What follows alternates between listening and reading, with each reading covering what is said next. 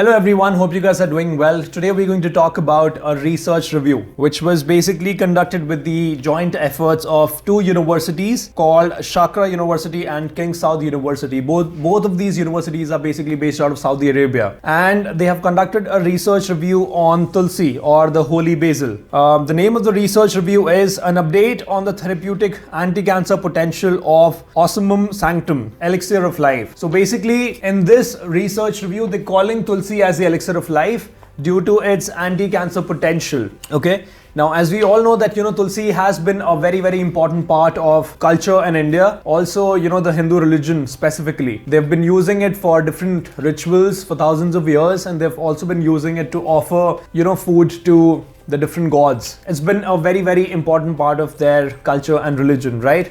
So now we're going to talk about why it is so important and how does it really have anti-cancer properties. So the first and the most important chemical that Tulsi has is eugenol. Eugenol is basically anti-cancer. It is antioxidant. So basically it protects a person against cardiovascular diseases, type 2 diabetes and Alzheimer's. It is also anti-mutagenic. Now anti-mutagenic means that when a chemical is anti-mutagenic, it protects your DNA, which can be done by carcinogens. Now for example, smoking has a lot of toxins, and those toxins are basically carcinogens. They basically cause cancer, and they're very bad for your DNA overall. So it basically protects your DNA from any sort of damage. It is also chemopreventive and it is anti-inflammatory. Now as you may know that inflammation is at the root cause of all the lifestyle disorders, be it high blood pressure, high cholesterol, type 2 diabetes, or even cancers, various kinds of cancers. Inflammation is at the root cause of it, so it is anti-inflammatory as well. Now the second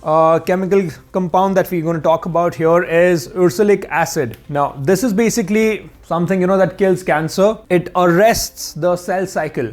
So cancer cells have a certain cycle which basically helps them multiply quickly. So ursulic acid basically arrests that. It basically stops that whole process, which basically makes the cancer cells grow in numbers. Now the third one is it prevents metastasis. What this means is that when a cancer moves from one body to another body part, in a couple of months or in a couple of years maybe. So when you see somebody who has breast cancer, they've put that cancer into remission with the help of chemotherapy, radiation, with the all sorts of medication, and after a couple of years, it comes back as lung cancer. So that is metastasis. So it prevents that. It also prevents angiogenesis, which basically means angiogenesis is basically when blood vessels grow in numbers. That is a pretty natural phenomenon, but this is also an important phenomenon which makes cancer from benign to malignant, which basically means that angiogenesis is something that helps cancer become from not so aggressive to pretty aggressive cancers. The third point is about rosmarinic acid. Now it's a flavonoid and it has antioxidant properties, so it protects the cells from free radicals which otherwise would have damaged the cells. It also has antimicrobial properties. It protects the liver, it protects the kidneys, and rosmarinic acid is also very helpful in protecting you from lung, breast and liver cancers. The fourth point that we're going to talk about is about epigenin. It's again a flavonoid, and the interesting part about epigenin is that it very smartly kills the cancer cells and does not attack the healthy cells. Now the problem is that when you go through a cancer treatment, those treatments are pretty aggressive. Along with killing the cancer cells, they also end up killing the healthy cells, and that basically brings the immunity levels down, which makes the situation pretty bad for the cancer patient. But what epigenin does naturally is that it only targets the cancer cells and it spares the healthy cells. Now it also reduces the cancer treatment resistance. Chemotherapy is being given to a particular patient, then it will only make it easier for chemotherapy to work in a much more effective way.